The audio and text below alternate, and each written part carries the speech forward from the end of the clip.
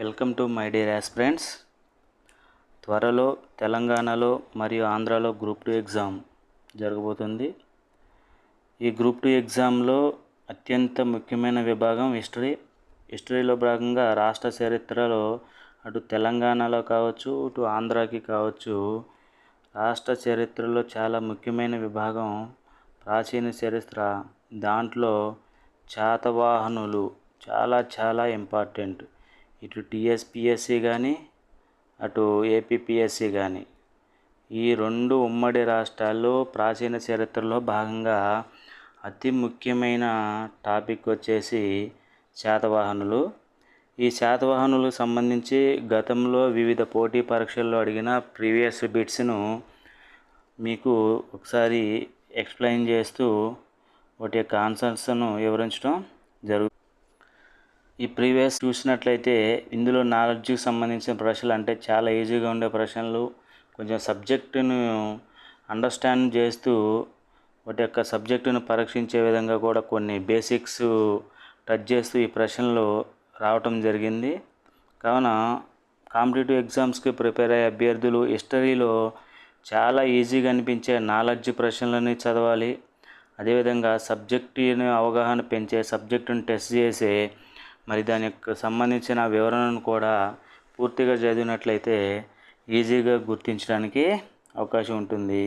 మరి ఈ previous bits చూసినట్లయితే మేకధోని శాసనం ఆధారంగా శాతవాహనులు బళ్ళారికి చెందినవారు అని క్రింది వారిలో ఎవరు చెప్పారు?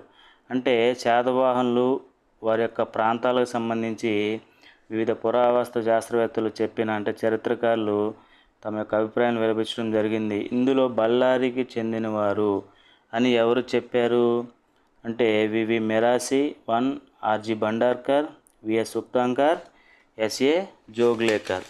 ఇందులో మరి మేకధోని శాసనం ఇక్కడ చూడండి, 3వ పులోమా వేయించిన మేకధోని శాసనం ఆధారంగా శాతవాహనులు బళ్ళారికి చెందినవారని చెప్పిన వారు వచ్చేసి విఎస్ సుక్తాంకర్.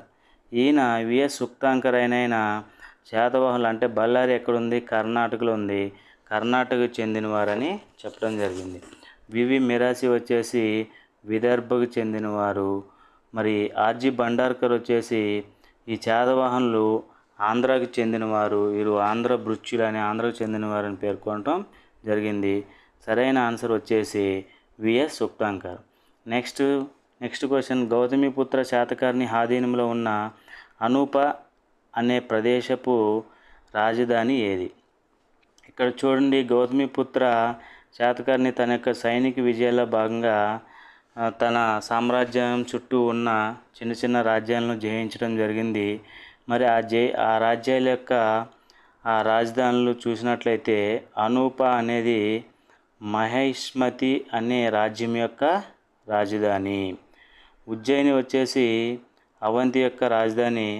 పోతన వచ్చేసి అస్మక అనే రాజ్యం యొక్క రాజధాని. ఇలా చూసుకున్నట్లయితే ఇక్కడ మనకి అనూప అనేది మహిష్మతి యొక్క రాజధాని. చాలా ఇంపార్టెంట్. ఈ గౌతమిపుత్ర సైనిక విజయాల భాగంగా ఇటువంటి ప్రశ్నలను ఈ గతంలో అడగటం జరిగింది. మహిష్మతి సరైన ఆన్సర్ వచ్చేసి మహిష్మతి.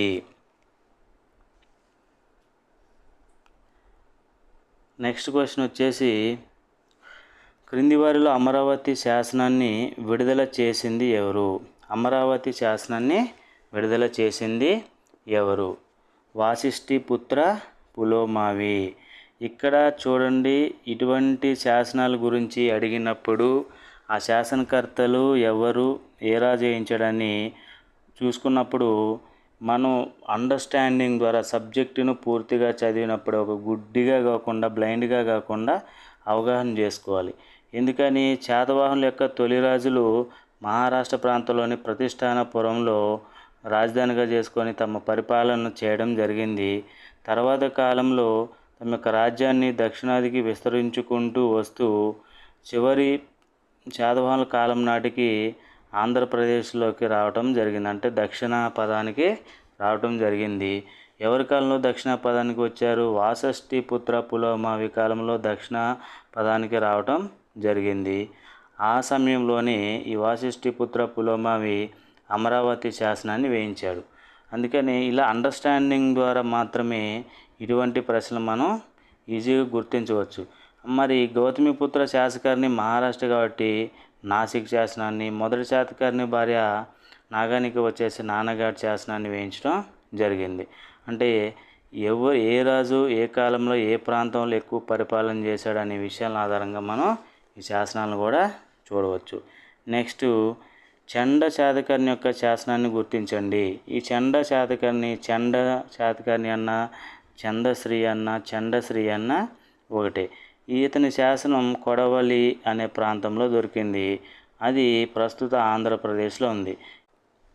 ఈ చండ శాతకర్ణి అనే రాజు మలి శాతవాహనులలో ఒక రాజు కావున అతని శాసనం చివరి శాతవాహనులు ఆంధ్ర ప్రాంతంలో ఎక్కువగా ఉండటం వల్ల అతని యొక్క శాసనాలు ఈ కొడవలి అనే ప్రాంతంలో లభించింది.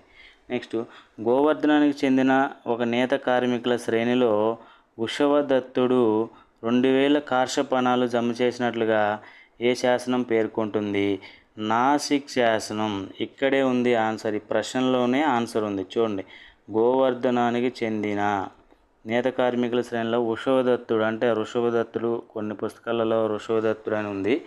ఉషవదత్తుడు 2000 కార్షపణాలు అంటే ఒక శ్రేణులు నేత కార్మికులు అంటే ఈ కోలిక శ్రేణిలో ఈ ఋషభదత్తుడు 2000 కార్షపణాలు అంటే బ్యాంకులో జమ చేశాడు. మరి ఏ శాసనం ప్రకారం? నాసిక్ శాసనం ప్రకారం. చూడండి ప్రశ్నలోని ఆన్సర్ ఎలా ఉందో. ఇక్కడ గోవర్ధనం అనగా నాసికే. శాతవాహనుల కాలం నాటి రాజ్యంలోని ప్రాంతాలను ఆహారాలుగా విభజించారు. అంటే ఆనాడు ఆహారం అనగా ఒక రాష్ట్రం అన్నమాట. మరి ఈ నాసిక్ ప్రాంతాన్ని గోవర్ధన ఆహారం అనేవాళ్ళు. అంటే గోవర్ధన ఆహారం అనగా నాసిక్ అని మనం అర్థం చేసుకోవాలి. అలా ప్రశ్నని అంటే ప్రశ్నలోనే ఆన్సర్ ఉంది. గోవర్ధన ఆహారం అనగా నాసిక్. మరి గోవర్ధనానికి చెందినంటే నాసిక్కి సంబంధించింది, ఆ ప్రాంతంలో ఉంది కాబట్టి నాసిక్ శాసనం. నెక్స్ట్ క్రింది వాటిలో ఏ గ్రంథం స్త్రీల రచనలను కలిగి ఉంది?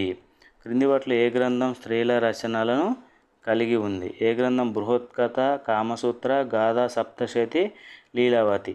అంటే గాథా సప్తశతిలో స్త్రీలు అంటే ఈ గాథా సప్తశతిలో స్త్రీలకు సంబంధించిన రచనలు కూడా రచించడం జరిగింది. హాలుడు తను రచించిన గాథా సప్తశతిలో. నెక్స్ట్ యోగసార అనే గ్రంథాన్ని రచించింది ఎవరు? యోగసార అనే గ్రంథాన్ని రచించింది ఎవరు? ఆచార్య నాగార్జునుడు. యోగసార అనే గ్రంథాన్ని రచించింది ఎవరు? ఆచార్య నాగార్జునుడు. తన మాధ్యమిక కారిక గ్రంథము, మరి యోగకార తత్వానికి సంబంధించి యోగసార అనే గ్రంథము, శూన్యవాదానికి సంబంధించి శూన్యస్థాపిత అనే గ్రంథము, మరి సృహాల్లేఖ, ఆరోగ్యమంజరి, రసరత్నాకరం వంటి గ్రంథాలను రచించడం జరిగింది. యోగసార అనగా యోగ తత్వానికి సంబంధించిన గ్రంథం రచించింది ఆచార్య నాగార్జునుడు. తొలి శాతవాహనులు చరిత్ర ఈ గ్రంథంలో తెలపబడలేదు. మరి ఏ గ్రంథంలో తెలపబడలేదు? ఇది కొంచెం క్లిష్టమైన ప్రశ్నే. ఎందుకంటే దీని గురించి ఎటువంటి చరిత్ర పుస్తకాల్లో కూడా లేదు. జనరల్గా చూస్తే ప్రతిష్టాన పురకల్ప, కథా సరిసాగరం, గాథా సప్తశతి, ద్వాత్రింశ మతపాలిక.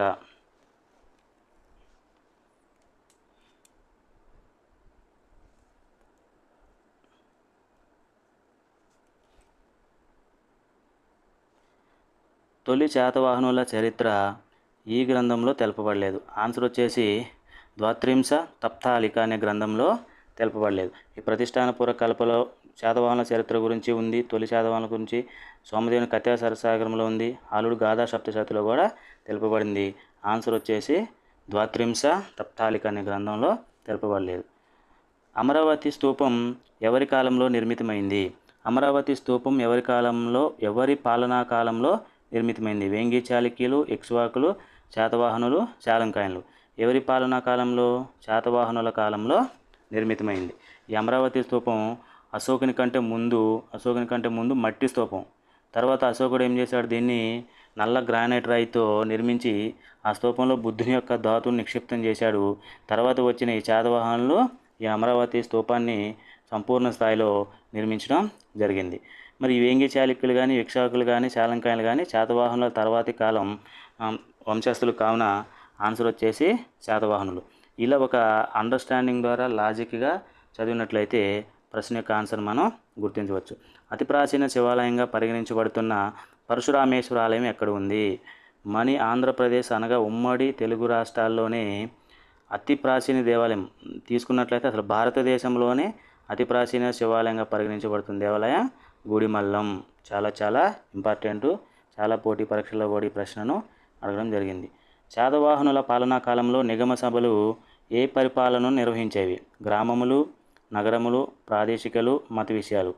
నిగమ సభలు అనగా నగరాలకు సంబంధించిన పరిపాలనను నిర్వహించేవి. నిగమ సభలలోని వర్తకులు సభ్యులుగా ఉండేవారు. ఈ వర్తకులే నిగమ సభలను ఏర్పాటు చేసి నగర పాలన చూసేవారు. గ్రామ పాలన చూసే వాళ్ళని గ్రామిక లేదా గ్రామణి లేదా గుల్మిక అని పేర్కొనడం జరిగింది. దాని గురించి తెలియజేసిన శాసనం మేకధోని శాసనం. చాలా చాలా ఇంపార్టెంట్. తర్వాత ప్రశ్న, శాతవాహనుల కాలం నాటి సామాజిక ఆర్థిక పరిస్థితుల నేపథ్యంలో ఈ క్రింది వానిలో సరైనది కాని దాన్ని, ఇక్కడ చూడండి, సరైనది కాని దానిని గుర్తించమంటున్నాడు. శాతవాహనుల రాజులు హిందూ మతాన్ని అనుసరించిన వారి రాణులలో కొందరు మాత్రం బౌద్ధ మతాన్ని పోషించారు. అవును, శాతవాహనుల రాజులు హిందూ మతాన్ని అనుసరించారు. మరి వారి యొక్క రాణులు గౌతమి, బాలశ్రీ కానీ, నాగానికి కానీ అటువంటి కొందరు రాణులు బౌద్ధ మతాన్ని పోషించారంటే ఈ స్టేట్మెంట్ సరైంది. చాతుర్వర్ణ వ్యవస్థ అమల్లో ఉంది. ఆ కాలంలో బ్రాహ్మణ, క్షత్రియ, వైశ్య, శూద్ర అనే చాతుర్వర్ణ వ్యవస్థ అమల్లో ఉంది. ఇది కూడా సరైన స్టేట్మెంటు. స్త్రీలు తక్కువగా చూడబడ్డారు. మరి శాతవాహనుల కాలంలో స్త్రీలు తక్కువగా చూపబడ్డారనేది అవాస్తవమైందంటే రాంగ్ స్టేట్మెంట్. ఎందుకని ఆ కాలంలో స్త్రీలకు ముఖ్య ఇంపార్టెన్స్ ఇవ్వడం జరిగింది. గౌతమిపుత్ర శాతకర్ణ ఒక మాతృసంజ్ఞ, అంటే గౌతమిపుత్ర తన యొక్క తల్లి పేరును ధరించడం వలన మరి స్త్రీలకు ప్రాముఖ్యత ఇచ్చారని మనకు అర్థమవుతుంది. నాడు నౌకా వాణిజ్యం అభివృద్ధి దశలో ఉంది. నౌకా వాణిజ్యం కూడా అభివృద్ధి దశలో ఉంది. ఆ కాలంలోనే అంటే క్రీస్తు శకం 1వ శతాబ్దం ఆ టైంలోనే ఋతుపవనాలు కనుగొనటము మరియు విదేశీ వాణిజ్యంతో నౌకా వాణిజ్యం అభివృద్ధి చెందటం జరిగింది. కాబట్టి ఇది కూడా సరైన స్టేట్మెంటే. అంటే ఇందులో తప్పైన స్టేట్మెంట్ వచ్చేసి స్త్రీలు తక్కువగా చూపబడ్డారు అనేది.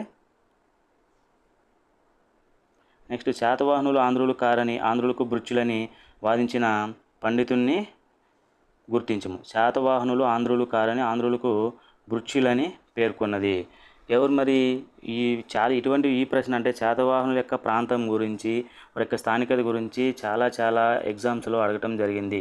శాతవాహనులు ఆంధ్రులు కారు, ఆంధ్రులకు భృత్యులని వాదించిన పండితుణ్ణి గుర్తించము. విఎన్ సుక్తాంకర్. ఇతను కర్ణాటకకు సంబంధించిన వాడు.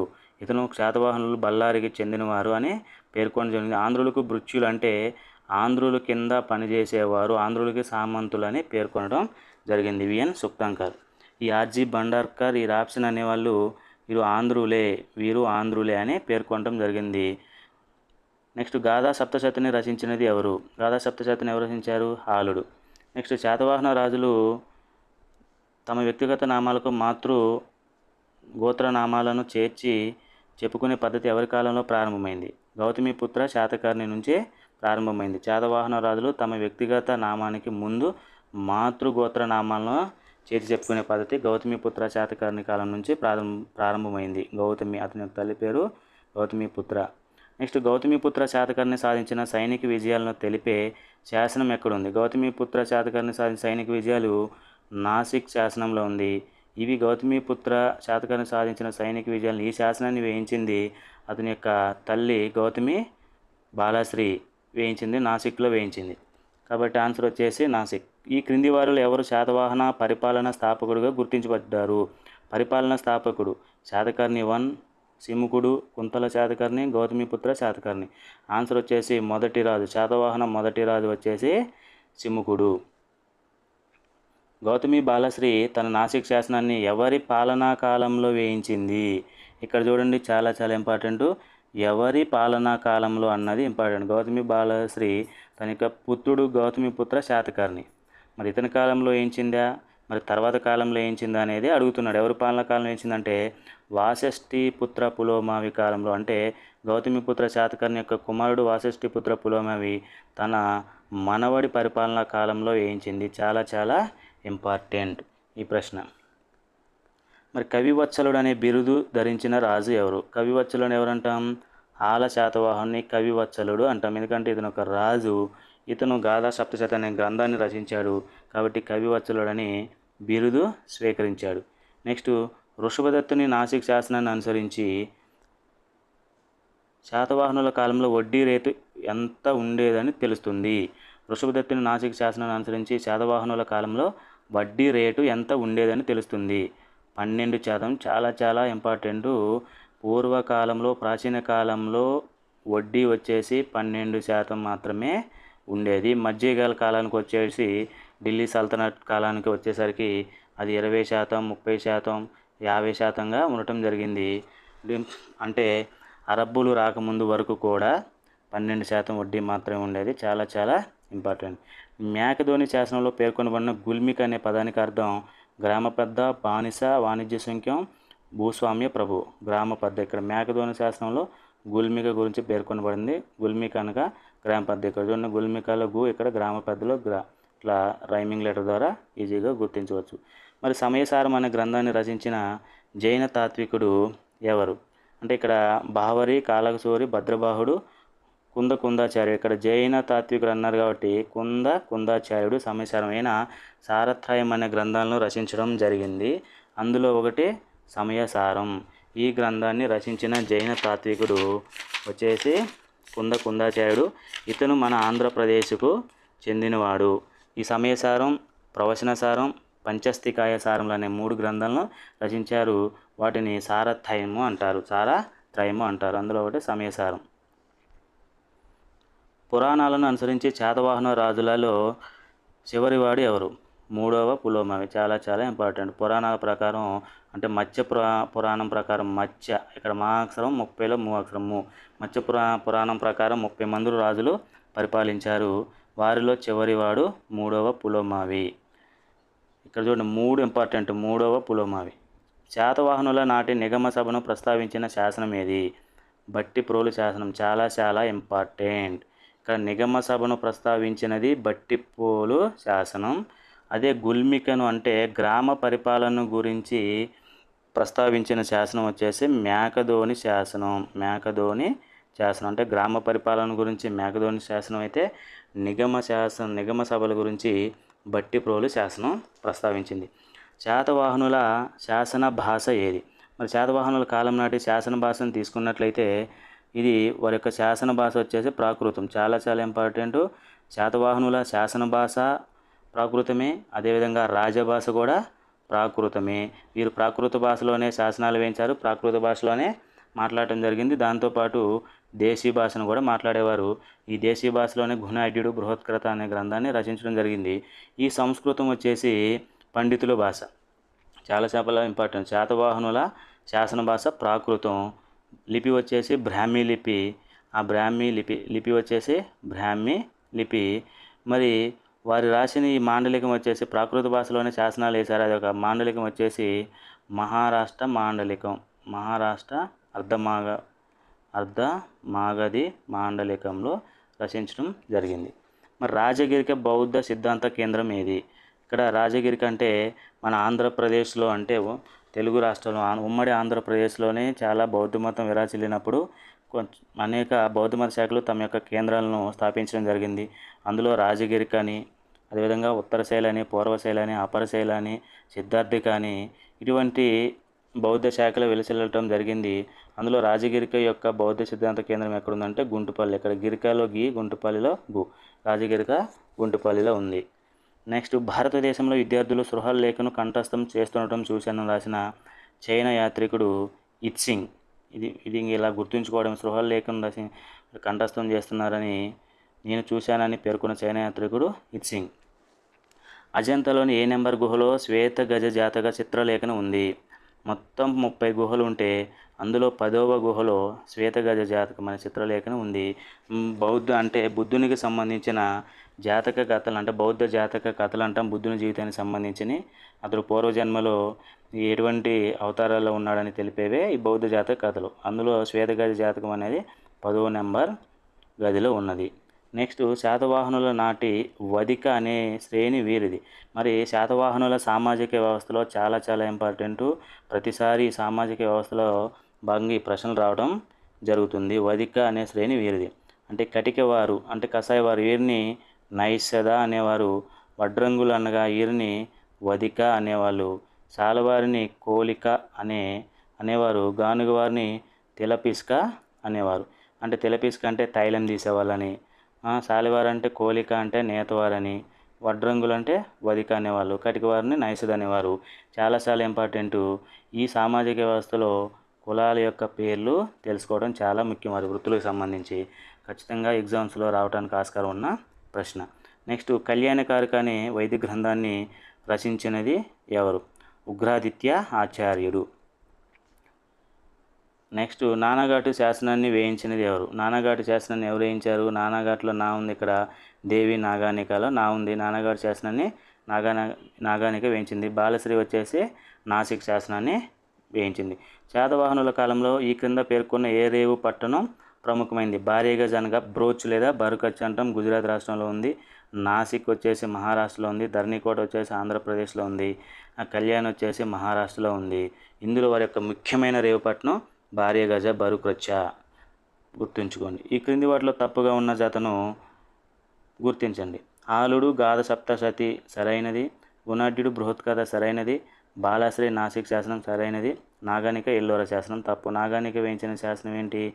నానాఘాట్ శాసనం. కాబట్టి తప్పుగా ఉన్న జత వచ్చేసి 4వ ఆప్షన్. నెక్స్ట్ ఈ క్రింది వాటిని జతపరచండి. నేలకొండపల్లి, కొలనుపాక, ఆలంపూర్, కన్హేరి. ఇటువైపు జైన కేంద్రం, బౌద్ధ స్తూపం, హిందూ దేవాలయాలు, బౌద్ధ చైత్యం. మరి నేలకొండపల్లిలో బౌద్ధ స్తూపం ఉంది. కొలనుపాక వచ్చేసి జైన కేంద్రం ఉంది. ఆలంపూర్లో నవబ్రహ్మణి హిందూ దేవాలయాలు ఉన్నాయి. కన్హేరిలో బౌద్ధ చైత్యాలు ఉన్నాయి, బౌద్ధ గుహలు ఉన్నాయి. ఆన్సర్ వచ్చేసి A2, B1, C3, D4 అంటే 1 సరైన ఆన్సర్. శాతవాహనుల కాలంలో కోలికలు అనగా బట్టలు నేసేవారు. కోలికలు అనగా బట్టలు నేసేవారు. ఈజీగా ఎలా గుర్తుపెట్టుకోవచ్చు బట్టలు నేసేవారని? కోలికలు అంటే కోకలు తయారు చేసేవారు అనుకోండి. మరి ఆ కోకల్లో కో ఉంది, కోలికల్లో కో ఉంది. మరి కోకలు అంటే ఏంది? బట్టలే కదా. అలా ఒక రైమింగ్ వర్డ్ ద్వారా మనం గుర్తుంచుకోవచ్చు. నెక్స్ట్ తెలంగాణ ధూళికట్ట అనే ప్రదేశం దేనికి ప్రసిద్ధిగాంచింది? మరి మన తెలంగాణలో అంటే తెలంగాణ రాష్ట్రంలోని ధూళికట్ట అనేది తెలంగాణలోకి గోదావరి నది ఇక్కడ ప్రవేశిస్తుంది. ఈ ప్రదేశంలో రాణి రుద్రమ్మను సంహరించారు. క్రీస్తుపూర్వం 2వ శతాబ్దానికి చెందిన ఒక బౌద్ధ స్తూపం ఉంది. శాతవాహనుల కాలం ఇది ఒక ప్రసిద్ధ వర్తక ప్రదేశం. అంటే ఇక్కడ ధూళికట్ట అనే ప్రదేశంలో బౌద్ధ స్తూపం ఉంది. ఇది సరైన స్టేట్మెంట్.